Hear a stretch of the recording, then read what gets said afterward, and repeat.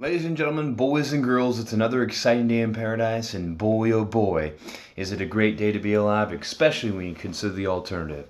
I hope everybody is staying safe during this coronavirus stuff, and I hope that this has given you some time to reflect on things in life. It's definitely helped me reflect on things, and something that was brought up to my attention during stream is something to talk about that I talked about in the past and talk about again is relationship um, type stuff.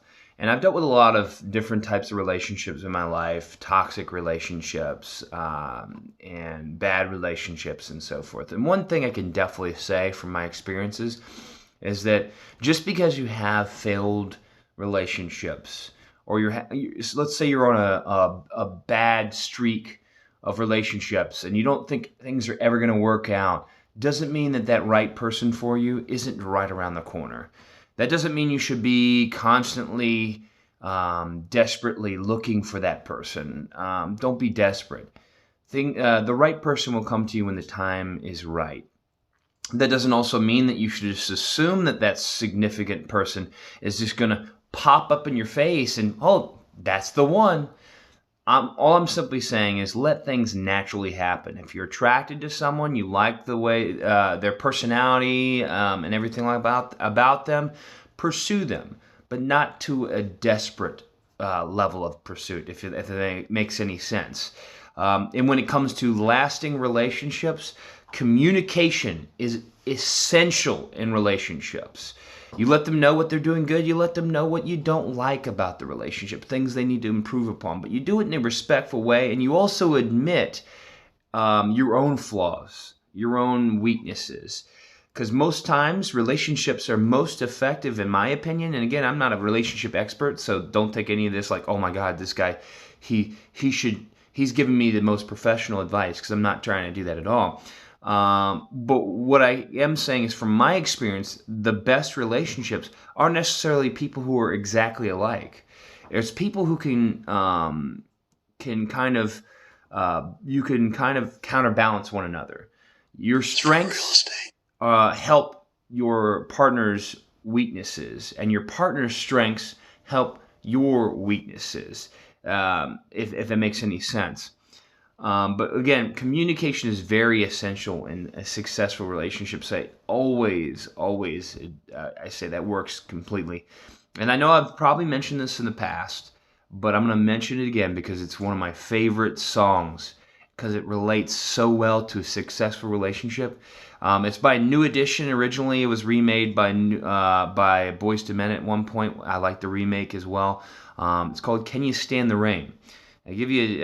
You should definitely look it up if you haven't heard the song before, and listen to the words in the song because they're talking about "Can you stand the rain?" Because when people get married, for example, the big thing that people focus on in marriage is the good times. Of course, my alarm goes off. The big thing that people focus on in relationships is the good times.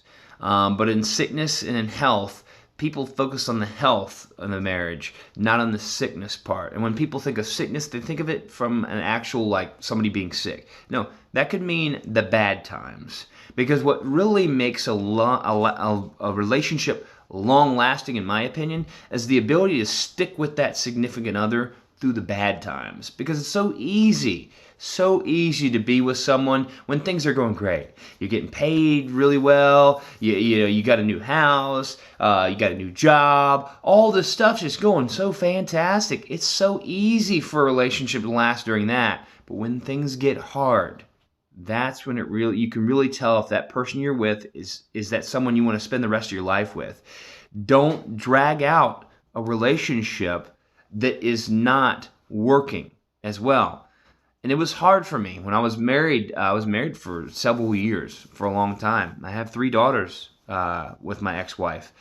It took me a long time to really accept the fact that we weren't meant to be together. And once you have kids, it makes that decision even harder because the last thing you want to do is have your kids have a relationship with divorced parents, with separated parents, because we all know the TV shows and things like that, how they show how bad kids end up, or you'll see actually have people who ended up bad because they didn't have one parent or the other, or their parents were split up, or they had bad parents that were split up, stuff like that. I never wanted my kids to have to deal with that. But what you really got to think about, you think about your kids' well-being, of course, but you also got to think about your well-being. Do you really think your kids want you to be miserable in a relationship with somebody you're not meant to be with or you shouldn't be with? Absolutely not. Your kids want you to be happy. And your kids are going to love you regardless. They're going to accept your decision. Now, depending upon their age, it might take them some time to understand it. But eventually they're going to understand, realize, hey, that was for the better. Again, I'm going long-winded. I'm going way too long. So I'm going to wrap it up with just simply saying that, relationships are very essential, and they can help you through a lot of hard times. My current relationship I'm in with right now with my girlfriend, Sydney, has definitely, I don't know what I would do without her. She has definitely helped me through some struggles, mentally, physically, and everything. And she is the light at the end of the tunnel, per se. Aside from my kids, of course, are that motivation. But if you find that special someone, hold on.